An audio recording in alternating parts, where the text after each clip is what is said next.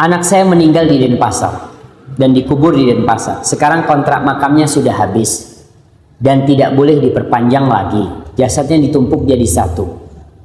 Menurut Ustadz, apakah jasad anak harus dipindah ke Jawa apa dimakamkan saja? Ditumpuk. Makasih Ustadz. Barakallahu fikum ya. Kalau berbicara tentang kontrak makam, ternyata bukan cuma rumah yang kontrak. Saya dulu berpikir, saya pernah ngisi kajian, rumahku masih ngontrak. Ternyata ada sekarang kuburanku juga ngontrak. Tuh. Urusan ngontrak nggak ada masalah. Ngontrak itu sebenarnya ngontrak bukan kuburannya, ngontrak supaya tidak ditumpuk. Itu kan. Tapi tetap anak kita dimakamkan di situ, nggak dipindah sebenarnya. Bukan kalau habis kontraknya dibuang ke sampah ya dikeluarin gitu kan. Enggak seperti itu. Itu tidak ada masalah karena di masa Rasul sallallahu alaihi wasallam juga kita melihat para sahabat ketika perang Uhud dimakamkan di satu makam itu banyak sahabat, tidak satu. Jadi satu makam isinya beberapa orang.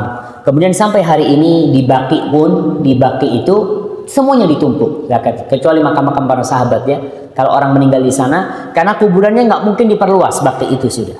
Maka kalau ada jenazah itu umpamanya setelah berapa tahun, kadang-kala 2 tahun, tergantung tanahnya. Ada tanah-tanah itu yang makan tulang. Jadi tulang itu habis. Tapi ada tanah-tanah yang tulang itu tidak habis. Mereka biasanya menggali kembali, kemudian jasad kalau masih ada tulang-tulangnya dibungkus kain, dimasukkan ke dalam. Kemudian model makamnya di sana itu pakai lahat, bukan syak.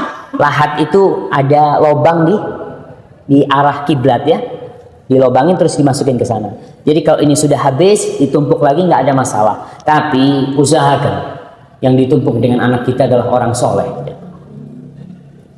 Kita bisa menjaminkan hal itu, insya Allah itu lebih baik. Tapi kalau tidak bisa, apa hendak dikata? Nggak perlu dipindah jasad anaknya, nggak perlu dipindah. Dan mungkin kita perlu memiliki kuburan yang banyak. Karena kita bisa bayangkan, satu orang punya rumah luasnya 1 hektar. Buat apa kau 1 hektar? Tidurnya di ranjang berapa kali berapa? 10 kali 10? Enggak lah. Ranjangnya kecil begitu.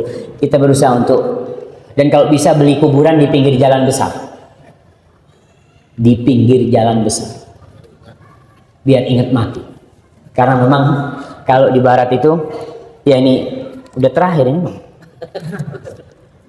Sebagaimana kita kaji kemarin, bahwasanya tata kota di barat itu memang berusaha untuk menjadikan kehidupan mereka materialisme. Jadi orang-orang tidak ingat bahwasanya dia akan mati. Penggusuran kuburan-kuburan di Jawa terjadi karena memang kadang-kala kiblat-kiblat kita ke barat ya. Jadi kuburan-kuburan di pinggir kota ya atau di dalam kota itu digusur, diganti mall-mall. Jangan sebenarnya. Disitulah orang bisa ingat mati. Disitulah moral bangsa ini bisa lebih baik. Orang-orang yang koruptor umpamanya, ketika mereka lewat depan kuburan, pakai mobil mewah lewat depan kuburan, lu anak mati nanti dikirim ke sini kata dia. Mobil anak-anak akan tinggal. Tapi sekarang kuburan di mana? Masuk gang-gang. Orang itu nggak pernah ngelihat kuburan.